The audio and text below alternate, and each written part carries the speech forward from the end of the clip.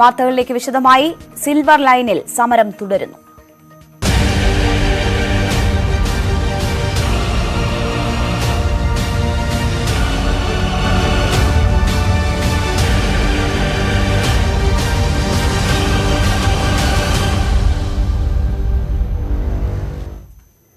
Silver line പദ്ധതിക്കായി കേരയിൽ കല്ലിടൽ നടപടികൾ പുനരാരംഭിച്ചു.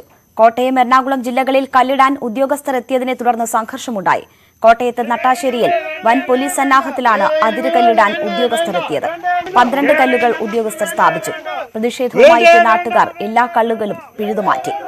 ഒരു കല്ല് മീനച്ചിലാറ്റിൽ എറിഞ്ഞു.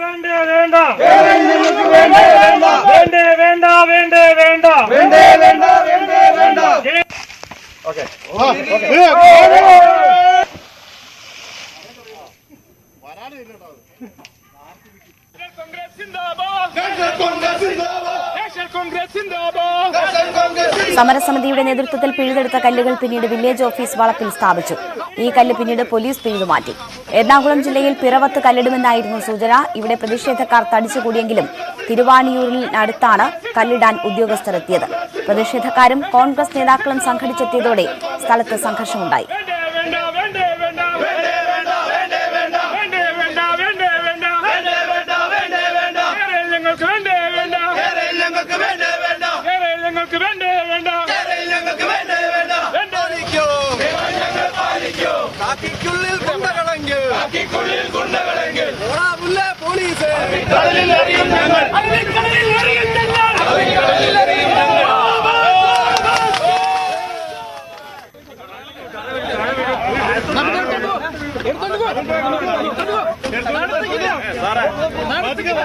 ജലപ്രയോഗം നടത്തല്ലേ ആവശ്യം പറഞ്ഞ് മനസ്സിലാക്കുക.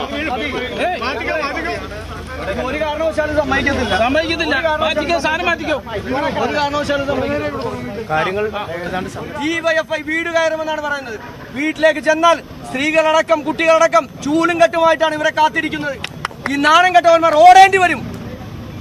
പിണറായിയുടെ കിങ്കരന്മാരായി ആളുകളെ കൊല്ലാനും ആളുകളെ ഉപദ്രവിക്കാനും ആളുകളെ വീടൊഴിപ്പിക്കാനും നടക്കുന്ന സംഘമായി കേരളത്തിലെ DYFI മാറിയിരിക്കുകയാണ്. അതൊന്നും കേരളത്തിലെ ജനങ്ങളോട് വേണ്ട. ഇതൊക്കെ പ്രതിരോധിക്കാനും ഇതില്ലായ്മ ചെയ്യാനും ഞങ്ങൾക്ക് ഓരോരുത്തർക്കും അറിയാം. എന്നുകൂടി വരും ദിവസങ്ങളിൽ ഈ ഗവൺമെന്റ് കാണാൻ പോകുന്നുള്ളൂ. ഈ ഗവൺമെന്റിന്റെ അന്ത്യമായിരിക്കും കാണാൻ പോകുന്നത്. കൊച്ചിയിൽ നിന്ന് MS അനീഷ് കുമാറും കോട്ടയത്ത് നിന്ന് G ശ്രീജിത്തും വിവരങ്ങളുമായി ചേരുകയാണ്. ആദ്യം അനീഷിലേക്ക്. അനീഷ്, തിരുവാണിയൂരിൽ സംഘർഷത്തിന്റെ വക്കുവരെ കാര്യങ്ങൾ എത്തിയതാണ്. വലിയ പ്രതിഷേധം കോൺഗ്രസിന്റെ നേതൃത്വത്തിൽ അവിടെ ഉയർന്നു. എന്താണ് ഇപ്പോഴത്തെ സാഹചര്യം? ഉദ്യോഗസ്ഥർ ഇന്നത്തെ നടപടികൾ പൂർത്തിയാക്കി മടങ്ങിയോ?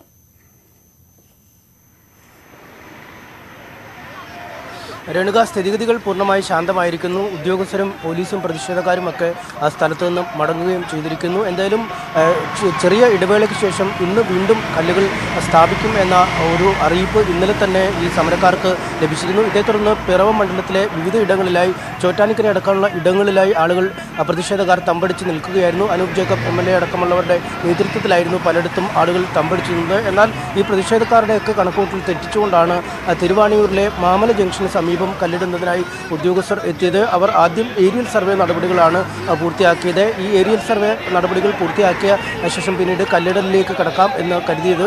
ആ സമയത്തേക്കും കോൺഗ്രസുകാർ പലയിടങ്ങളിലായി തമ്പടിച്ചിരുന്ന ആളുകൾ DCC പ്രസിഡന്റ് മുഹമ്മദ് ഷിയാസിന്റെ അടക്കം നേതൃത്വത്തിൽ സ്ഥലത്തേക്ക് എത്തുകയും പിന്നീട് പോലീസുകാരുമായി വാക്കേറ്റവും സംഘർഷവുമൊക്കെ കാര്യങ്ങൾ നീങ്ങുന്ന തരത്തിൽ വന്നു. ഇതേ തുടർന്നാണ് സർവേ നടത്താനെത്തിയ ഉദ്യോഗസ്ഥർ പിൻവലിഞ്ഞത്. പിന്നീട് സർവേ നടപടികൾ അവസാനിപ്പിക്കണമെന്ന ആവശ്യവുമായി കോൺഗ്രസ് പ്രവർത്തകർ റോഡ് ഉപരോധിച്ചു.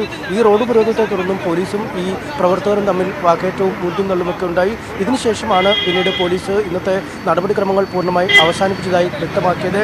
സർവേക്ക് എത്തിയ ഉദ്യോഗസ്ഥർ ഇന്ന് മറ്റൊരിടത്തും കല്ലുകൾ ഇടില്ല എന്ന ഉറപ്പ് പോലീസ് പ്രവർത്തകർക്ക് നൽകുകയും ചെയ്തു. ഇതേ തുടർന്ന് പ്രവർത്തകർ സമരം അവസാനിപ്പിച്ച് മടങ്ങി. എന്തായാലും ഈ രാത്രിയിലും മറ്റുമൊക്കെ പലയിടത്തായി കല്ലുകൾ സ്ഥാപിച്ചിരുന്നു എന്നാണ് നാട്ടുകാർ പറയുന്നത്. ഈ കല്ലുകളെല്ലാം യൂത്ത് കോൺഗ്രസ് പ്രവർത്തകർ വിവിധ ഇടങ്ങളിലായി വീടുകൾ തോറും കയറി ഇറങ്ങി ശേഖരിച്ച് പിന്നീട് പിഴുതുമാറ്റി അവ തോട്ടിൽ നിക്ഷേപിക്കുന്നതും നമ്മൾ കണ്ടിരുന്നു. എന്തായാലും ഒരു തരത്തിലും ഇത്തരത്തിൽ കല്ല് സ്ഥാപിക്കലോ സർവേയോ അനുവദിക്കില്ല എന്ന കർശന നിലപാടിലേക്കാണ് കോൺഗ്രസ് നീങ്ങിയിരിക്കുന്നത്. വരും ദിവസങ്ങളിലും ശക്തമായി തന്നെ ആ സമരം മുന്നോട്ട് കൊണ്ടുപോകും എന്നാണ് അവർ വ്യക്തമാക്കുന്നത്. രേണുക, ശരി, എന്തായാലും പ്രതിഷേധക്കാരെ കബളിപ്പിച്ച് മറ്റൊരിടത്ത് കല്ലിടാനാണ് ശ്രമം നടന്നതെങ്കിലും അവിടെയും പ്രതിഷേധക്കാരെത്തി ആ നടപടികൾ തടസ്സപ്പെടുത്തുകയാണ് ഉണ്ടായത്. ജി ശ്രീജിത്ത് കോട്ടയത്ത് നിന്നും ചേരുന്നുണ്ട്. ശ്രീജിത്ത്, ഇന്ന് നട്ടാശ്ശേരിയിലായിരുന്നു നാടകീയമായ രംഗങ്ങൾ അരങ്ങേറിയത്. സർവേ ഉദ്യോഗസ്ഥരിട്ട കല്ല് ജനങ്ങൾ പിഴുതു, ജനങ്ങൾ അത് വില്ലേജ് ഓഫീസിലിടുന്നു, അവിടുന്ന് അത് പോലീസ് പിഴുന്നു. ഇപ്പോൾ ആ നാടകീയ പ്രവർത്തനങ്ങളൊക്കെ അവസാനിച്ചോ? ഇന്നത്തെ സർവേ നടപടികൾ അവസാനിപ്പിച്ചോ ഉദ്യോഗസ്ഥർ? തീർച്ചയായും അങ്ങനെ വേണം മനസ്സിലാക്കേണ്ടത്. കാരണം രാവിലെ ഏതാണ്ട് 8:30 കൂടിയാണ് ഈ ഉദ്യോഗസ്ഥർ ഇന്ന് കല്ലിടലൊന്നും ഉണ്ടാകില്ല എന്നായിരുന്നു വിവരം. അതനുസരിച്ച് തന്നെ നാട്ടുകാരും വലിയ രീതിയിൽ കൂടിയിരുന്നില്ല. പക്ഷേ ഉദ്യോഗസ്ഥർ അപ്രതീക്ഷിതമായ വൻ പോലീസ് സന്നാഹത്തോടുകൂടി ഇവിടെ എത്തുകയായിരുന്നു. തുടർന്ന് കല്ലിട്ടു. ഏതാണ്ട് 12 കല്ലുകളോളമാണ് ഈ കുഴിയാലിപ്പടിയിൽ ഇട്ടത്. തുടർന്ന് നാട്ടുകാരും രാഷ്ട്രീയ നേതാക്കളും വൻതോതിൽ സംഘടിച്ചു. ഇതാണ് സംഘർഷത്തിലേക്ക് കടന്നത്. തുടർന്ന് എന്തായാലും ഈ കല്ലുകളെല്ലാം പിഴുത്ത് സമീപത്തെ തോടുകളിലും ഒപ്പം തന്നെ ഈ കേരളി വാഹനത്തിനും മറ്റും കൊണ്ട് നിക്ഷേപിച്ചു. 2 കല്ലുകൾ പിഴുതുകൊണ്ടാണ് പെരുമ്പായിക്കാട് വില്ലേജ് ഓഫീസിലേക്ക് പ്രവർത്തകർ മാർച്ച് നടത്തിയത്. മാർച്ച് അതിന് മുന്നിൽ ഈ ഒരു കല്ല് നാട്ടുകയും ചെയ്തു. മറ്റൊരു കല്ല് തൊട്ടടുത്ത പുഴയിലേക്ക് ഒഴുക്കുകയും ചെയ്തു. എന്തായാലും ആ നിലയിലാണ് ഇന്നും നാടകീയമായ സംഘർഷപരിതോഷങ്ങൾ തന്നെയാണ് നട്ടാശ്ശേരി മേഖലയിൽ ഇന്നും ഉണ്ടായത്. ഇനി എന്ന് കല്ലിടും, എപ്പോൾ കല്ലിടും എന്ന വിവരങ്ങളൊന്നും ഇനിയും ലഭ്യമല്ല. എന്തായാലും ഏത് സമയവും അപ്രതീക്ഷിതമായ നീക്കങ്ങൾ പോലീസിന്റെയും ഒപ്പം തന്നെ ഈ റവന്യൂ ഉദ്യോഗസ്ഥരുടെയും ഈ കേരള ഉദ്യോഗസ്ഥരുടെയും ഒക്കെ ഭാഗത്ത് നിന്നുണ്ടാകും എന്ന് തന്നെയാണ് പ്രതീക്ഷിക്കപ്പെടേണ്ടത്. ശരി, ജി ശ്രീജിത്താണ് വിവരങ്ങൾ നൽകിയത്. കേരളിനെതിരെ കൊല്ലത്ത് യൂത്ത് കോൺഗ്രസ് പ്രതിഷേധം. യൂത്ത് കോൺഗ്രസ് പ്രവർത്തകർക്ക് നേരെ പോലീസ് ജലപീരങ്കി പ്രയോഗിച്ചു. കൊല്ലം സിറ്റി പോലീസ് കമ്മീഷണർ ഓഫീസിന് മുന്നിൽ പ്രതീകാത്മക കല്ലിടൽ പ്രതിഷേധ സമരം നടത്തവെയാണ് സംഘർഷം.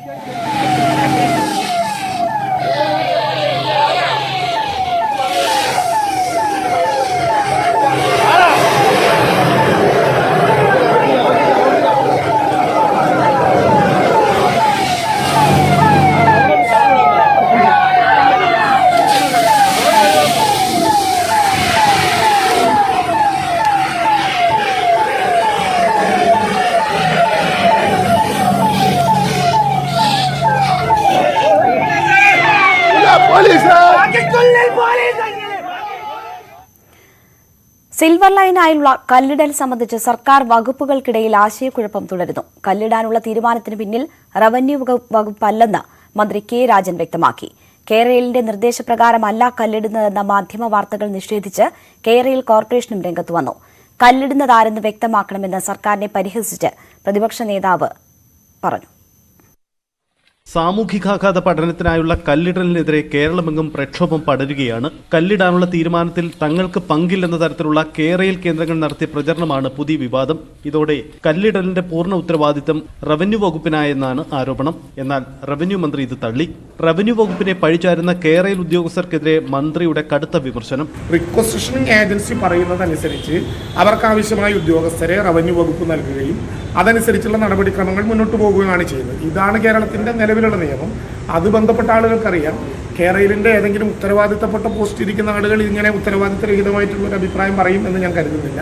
അങ്ങനെ ആരെങ്കിലും പറഞ്ഞാൽ അവരുടെ നിലവാരത്തിലുള്ള റവന്യൂ ഉദ്യോഗസ്ഥന്മാർ അതിന് മറുപടി കൊടുക്കും. പിന്നാലെ വിശദീകരണവുമായി കേരയിൽ അധികൃതരും രംഗത്തു വന്നു. കല്ലിടുന്നതിന്റെ ഉത്തരവാദിത്തം തങ്ങൾ ഒഴിഞ്ഞിട്ടില്ലെന്നാണ് വിശദീകരണം. മാധ്യമ വാർത്തകൾ നിഷേധിച്ചു. സിൽവർ ലൈൻ പദ്ധതി സംബന്ധിച്ച് സർക്കാർ കേന്ദ്രങ്ങളിൽ തുടരുന്ന ആശയക്കുഴപ്പം പ്രതിപക്ഷവും ആയുധമാക്കുകയാണ്. മുഴുവൻ ആശയക്കുഴപ്പവും ദുരൂഹതയും നിറഞ്ഞ ഒരു പദ്ധതിയായി ഇത് മാറിയിരിക്കുകയാണ്. വകുപ്പുകൾ തമ്മിൽ കോർഡിനേഷൻ ഇല്ല, മന്ത്രിമാർ തമ്മിൽ കോർഡിനേഷൻ ഇല്ല, മുഖ്യമന്ത്രിയും റെയിൽ കോർപ്പറേഷൻ തമ്മിൽ കോർഡിനേഷൻ ഇല്ല. സാമൂഹികാഘാത പഠനത്തിനായി കല്ലിടേണ്ടതില്ലെന്ന വാദം ഉയരുന്നുണ്ട്. സർക്കാർ ഏറെ പഴി കേൾക്കുന്ന നീക്കത്തിൽ ആശയക്കുഴപ്പം വ്യക്തമാണ്. ഭരണമുന്നണിയിൽ നിലനിൽക്കുന്ന അഭിപ്രായ വ്യത്യാസം സർക്കാർ തലത്തിലെത്തിക്കാതിരിക്കാനുള്ള ജാഗ്രതയിലാണ് മുന്നണി നേതൃത്വം. ന്യൂസ് 18 തിരുവനന്തപുരം. സിൽവർ ലൈന് പ്രധാനമന്ത്രി അനുകൂലമാണെന്ന പ്രചാരണം തെറ്റെന്ന് കേന്ദ്രമന്ത്രി വി മുരളീധരൻ. സാമാന്യ ബുദ്ധിയുള്ള ആരും അങ്ങനെ അഭിപ്രായപ്പെടില്ല. റെയിൽവേ മന്ത്രിയിലൂടെ കേട്ടത് പ്രധാനമന്ത്രിയുടെ ശബ്ദമാണെന്നും വി മുരളീധരൻ പറഞ്ഞു. ഇപ്പോൾ നടക്കുന്ന ഈ ജനങ്ങൾക്കെതിരായിട്ടുള്ള അതിക്രമങ്ങൾ, ആ അതിക്രമങ്ങൾ തുടരാൻ ഉദ്യോഗസ്ഥന്മാരുടെ ആ മനോവീര്യം നിലനിർത്താൻ വേണ്ടിയിട്ട് നടത്തിയ ഒരു പ്രസ്താവന, അതോടൊപ്പം ഈ ഏജൻസികൾക്ക് പണം കൊടുത്ത് ഈ നടത്തിക്കൊണ്ടിരിക്കുന്ന പല നടപടികളും, ആ ഏജൻസികൾ പിൻവാങ്ങാതിരിക്കാൻ വേണ്ടിയിട്ട് എടുത്തിരിക്കുന്ന ഒരടവ് എന്നുള്ളതിനപ്പുറം ഡൽഹി യാത്ര കൊണ്ട് പ്രധാനമന്ത്രിയെ കണ്ടതുകൊണ്ട് മുഖ്യമന്ത്രിക്ക് എന്തെങ്കിലും പ്രത്യേകിച്ച് ഉറപ്പ് കിട്ടിയതായിട്ട് സഭയിൽ റെയിൽവേ മന്ത്രിയുടെ പ്രസ്താവന കാണുന്ന ഒരാൾക്കും തോന്നില്ല. പ്രധാനമന്ത്രിയുടെ വാക്കുകളാണ്, ശബ്ദമാണ് റെയിൽവേ മന്ത്രിയിലൂടെ സഭയിൽ കേട്ടത്. ജനകീയ പ്രതിഷേധങ്ങളെ മറികടന്ന് ഏകപക്ഷീയമായി പദ്ധതി നടപ്പിലാക്കുന്നത് ജനാധിപത്യ മര്യാദയല്ലെന്ന് ഉമ്മൻചാണ്ടി പറഞ്ഞു. ജനങ്ങളുടെ പ്രതിഷേധത്തിന്റെ പേരിൽ ഒരു പരിപാടി മാറ്റിവെച്ചാൽ അത് ജനാധിപത്യ മര്യാദയെന്ന് എല്ലാവരും അംഗീകരിക്കും. പക്ഷേ നമ്മുടെ മുഖ്യമന്ത്രി അതിന് വ്യത്യസ്തമായ സമയമാണ് എടുത്തിരിക്കുന്നത്. ഞങ്ങളുടെ ശവശരീരത്തിലൂടെയേ നെടുമ്പാശ്ശേരി വിമാനം ഇറങ്ങത്തുള്ളൂ. ആ പറഞ്ഞവരെ പിന്നെ കണ്ടത് നെടുമ്പാശ്ശേരി എയർപോർട്ടിന്റെ ഡയറക്ടർ ബോർഡിലാണ്. അതിനകത്ത് ഏതെങ്കിലും തെറ്റായിട്ടുള്ളവരുണ്ടെങ്കിൽ ഗവൺമെന്റ് നടപടിയെടുക്കാമല്ലോ, അവരെ പോയിന്റ് ഔട്ട് ചെയ്യാമല്ലോ. അത് സാധിക്കുന്നില്ല. എനിക്ക് തീർത്തു പറയാൻ സാധിക്കും, ഇത് നടപ്പിലാക്കാൻ സാധിക്കുന്ന ഒന്നല്ല, കേരളത്തിന്റെ ആരോഗ്യസ്ഥിതിക്ക് ചേർന്നതല്ല. പദ്ധതിക്കെതിരെ സമരം നടത്തുന്നത് നാട്ടുകാരാണെന്നും രാഷ്ട്രീയ സമരമല്ലെന്നും പി കെ കുഞ്ഞാലിക്കുട്ടിയും പ്രതികരിച്ചു. സിൽവർ ലൈൻ കേരളത്തിൽ നടപ്പിലാക്കാൻ പറ്റാത്ത പദ്ധതിയാണെന്ന് മുൻ മുഖ്യമന്ത്രി ഉമ്മൻചാണ്ടി. ജനകീയ പ്രതിഷേധങ്ങളെ മറികടന്ന് ഏകപക്ഷീയമായി പദ്ധതി നടപ്പാക്കുന്നത് ജനാധിപത്യ മര്യാദയല്ലെന്നും ഉമ്മൻചാണ്ടി ഡൽഹിയിൽ പറഞ്ഞു. കൊല്ലുന്ന പോലീസ്.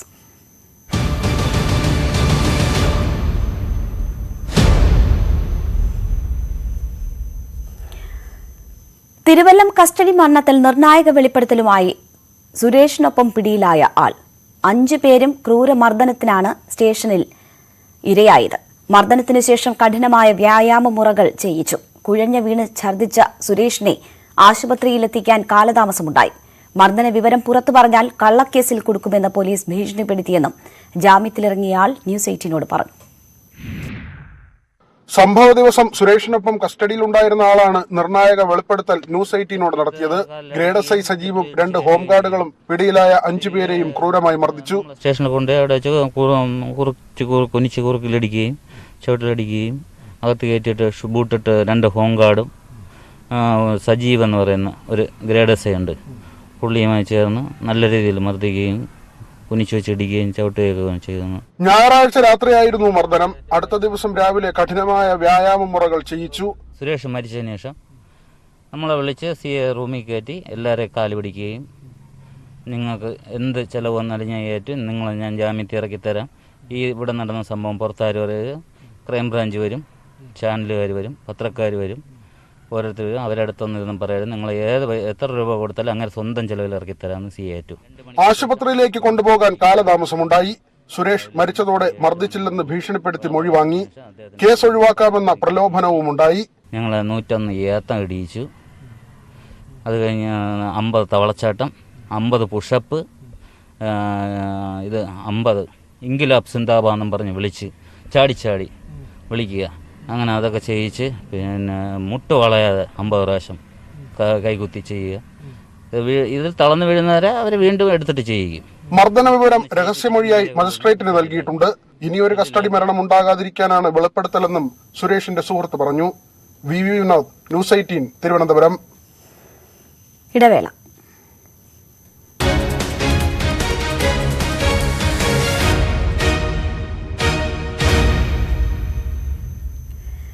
സംസ്ഥാനത്ത് സ്വകാര്യ ബസ് സമരം 3ാം ദിവസവും തുടരുന്നു. പൊതുഗതാഗതമില്ലാതെ ജനങ്ങൾ വലയുമ്പോഴും സമരം അവസാനിപ്പിക്കാനുള്ള നീക്കങ്ങളൊന്നുമില്ല. പ്രശ്ന പരിഹാരത്തിന് സർക്കാർ ഇടപെടുന്നില്ലെന്നും വിമർശനമുണ്ട്. സമരം 3ാം ദിവസമായിട്ടും ജനങ്ങളുടെ യാത്രാ ദുരിതം പരിഹരിക്കാൻ നടപടിയൊന്നും ഉണ്ടായിട്ടില്ല. പരീക്ഷാകാലമായതിനാൽ വിദ്യാർത്ഥികളും രക്ഷിതാക്കളും നട്ടം തിരിയുന്നു. ഉൾപ്രദേശങ്ങളിൽ നിന്ന് നഗരത്തിലേക്ക് ജോലിക്ക് വരുന്നവരും ദുരിതത്തിലാണ്. KSRTC ബസ്സുകൾ അധിക സർവീസ് നടത്തുമെന്ന് പറഞ്ഞിരുന്നെങ്കിലും വേണ്ടത്ര ജീവനക്കാർ ഇല്ലാത്തതിനാൽ റൂട്ടുകൾ പുനഃക്രമീകരിക്കുക മാത്രമാണ് ചെയ്തത്. എന്നിട്ടും ഗ്രാമപ്രദേശങ്ങളിലും മലയോര മേഖലയിലും ജനങ്ങളുടെ ദുരിതത്തിന് കുറവില്ല. സർവീസ് നടത്തുന്ന KSRTC ബസ്സുകളിൽ പലതിലും സൂചി കുത്താൻ ഇടമുണ്ടാവാറില്ല. KSRTC ഇല്ലാത്തതുകൊണ്ടാണ് അവിടെ മാത്രം KSRTC ബസ്സില്ല. നൈറ്റ് ഡ്യൂട്ടി കഴിഞ്ഞ് ഞങ്ങൾ വലഞ്ഞു നിൽക്കുക. എന്നാലും 11 മണിക്കായതിനു ശേഷം ജീപ്പ് കിട്ടിയത്. മിനിമം ചാർജ് 12 രൂപയാക്കുക, വിദ്യാർത്ഥികളുടെ നിരക്ക് മിനിമം ചാർജിന്റെ പകുതിയാക്കി ഉയർത്തുക, കോവിഡ് കാലത്ത് നികുതി ഒഴിവാക്കുക തുടങ്ങിയ ആവശ്യങ്ങൾ ഉന്നയിച്ചാണ് ബസ് ഉടമകളുടെ സമരം. ചാർജ് വർധന എടുത്തുചാടി തീരുമാനിക്കേണ്ട കാര്യമല്ലെന്നും 30-ാം തീയതിയിലെ LDF യോഗത്തിന് ശേഷമേ തീരുമാനം ഉണ്ടാകൂവെന്നുമുള്ള നിലപാടിലാണ് ഗതാഗത മന്ത്രി. മന്ത്രിയുടെ നിലപാടാണ് സമരത്തിലേക്ക് എത്തിച്ചതെന്നും ചർച്ചയ്ക്ക് തയ്യാറാകുന്നില്ലെന്നും സ്വകാര്യ ബസ് സംഘടനാ നേതാക്കളും ആരോപിക്കുന്നു. സർക്കാരും ബസ് ഉടമകളും പരസ്പരം കുറ്റപ്പെടുത്തുമ്പോൾ യാത്രാ സൌകര്യമില്ലാതെ ബുദ്ധിമുട്ടുന്നത് സാധാരണക്കാരായ ജനങ്ങളാണ്. തിങ്കൾ ചൊവ്വ ദിവസങ്ങളിലെ പൊതുപണിമുടക്ക് കൂടിയാവുമ്പോൾ ദുരിതം ഇരട്ടിയാവും. കോഴിക്കോട് നിന്ന് സ്വരൂപ് നിവേദ്യക്കൊപ്പം അശ്വിൻ വല്ലഭ്, ന്യൂസ് 18. സ്വകാര്യ ബസ് പണിമുടക്കിന്റെ ആദ്യ 2 ദിവസങ്ങളിൽ KSRTCയുടെ ദിവസ വരുമാനത്തിൽ വർധന. ബസ് സമരം ആരംഭിച്ച 24-ാം തീയതി 6.17 കോടി രൂപയായിരുന്നു കളക്ഷൻ. ഇന്നലെ അത് 6.78 കോടിയായി ഉയർന്നു. സമരത്തിന് മുൻപുള്ള ദിവസങ്ങളിൽ 5 കോടിയായിരുന്നു ശരാശരി വരുമാനം. രാജ്യത്ത് ഇന്ധനവില ഇന്നും കൂട്ടി. പെട്രോൾ ലിറ്ററിന് 83 പൈസയും ഡീസലിന് 77 പൈസയുമാണ് കൂട്ടിയത്. 5 ദിവസം കൊണ്ട് പെട്രോളിന് 3 രൂപ 48 പൈസയും ഡീസലിന് 3 രൂപ 30 പൈസയുമാണ് വർദ്ധിപ്പിച്ചത്. കൊച്ചിയിൽ പെട്രോളിന് 107 രൂപ 65 പൈസയും ഡീസലിന് 94 രൂപ 72 പൈസയുമാണ് വില.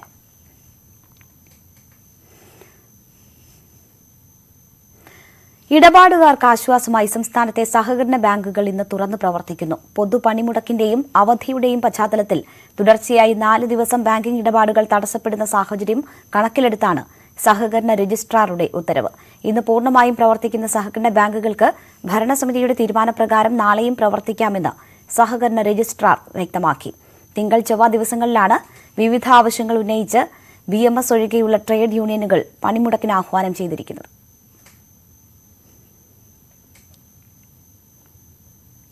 വിവാദ പരാമർശങ്ങളിൽ മാപ്പ് പറഞ്ഞ നടൻ വിനായകൻ. ഒരുത്തി സിനിമയുടെ വാർത്താസമ്മേളനത്തിനിടെ നടത്തിയ അശ്ലീല ചുവയുള്ള പരാമർശങ്ങളിലാണ് മാപ്പ് ചോദിച്ചത്. ഭാഷാപ്രയോഗം ആരെയും ഉദ്ദേശിച്ചായിരുന്നില്ല എന്നും മാധ്യമപ്രവർത്തകയ്ക്ക് വിഷമം നേരിട്ടതിൽ ഖേദിക്കുന്നുവെന്നും വിനായകൻ കുറിച്ചു. വിനായകനെതിരെ സമൂഹമാധ്യമങ്ങളിലടക്കം രൂക്ഷ വിമർശനം ഉയർന്ന സാഹചര്യത്തിലാണ് മാപ്പ് പറച്ചിൽ. ഫേസ്ബുക്കിലൂടെയാണ് വിനായകന്റെ പ്രതികരണം.